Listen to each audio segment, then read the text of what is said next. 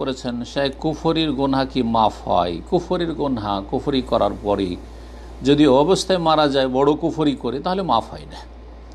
কুফর দুই রকম, বড় কুফরি এবং ছোট কুফরি। ছোট কুফরি হচ্ছে আল্লাহর অকৃতজ্ঞতাকে কুফর বলা হয়েছে, ওয়ালাইন কাফারতু ইন্না আযাবি লাশাদীদ। এরকম বড় শিরক আর ছোট শিরক, বড় মুনাফিক আর ছোট মুনাফিকি। তাহলে মুনাফিকি, কুফরি, শিরক দুই ভাগে বিভক্ত। বড় কুফরি করে যদি কেউ মৃত্যুবরণ করে, তাহলে আল্লাহ কখনো মাফ করবেন না।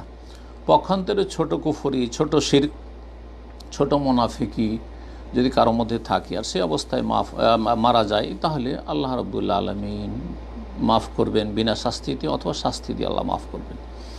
বড় কুফরি করার পরে কেউ যদি তওবা করার সুযোগ পেয়ে যায়, তওবা করে নেই, তাহলে আল্লাহ মাফ করবেন। অধিকাংশ সাহাবায়ে কেরামরা কুফরির জগতে ছিলেন আর সেখান থেকে ইসলাম গ্রহণ করেছেন, আল্লাহ মাফ করেছেন কিনা।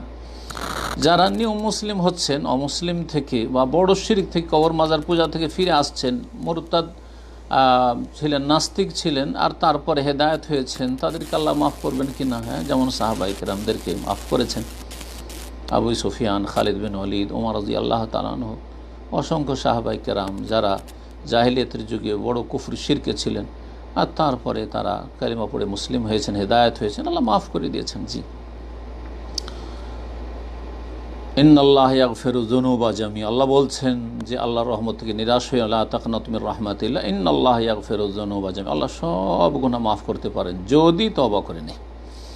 আর বিনা তওবাতে যদি শিরক কুফরি করে মারা যায়, তো আল্লাহ ইন্নাল্লাহ লা ইয়াগফিরু আন ইউশরাকা বিহি, তখন আল্লাহ মাফ করবেন না।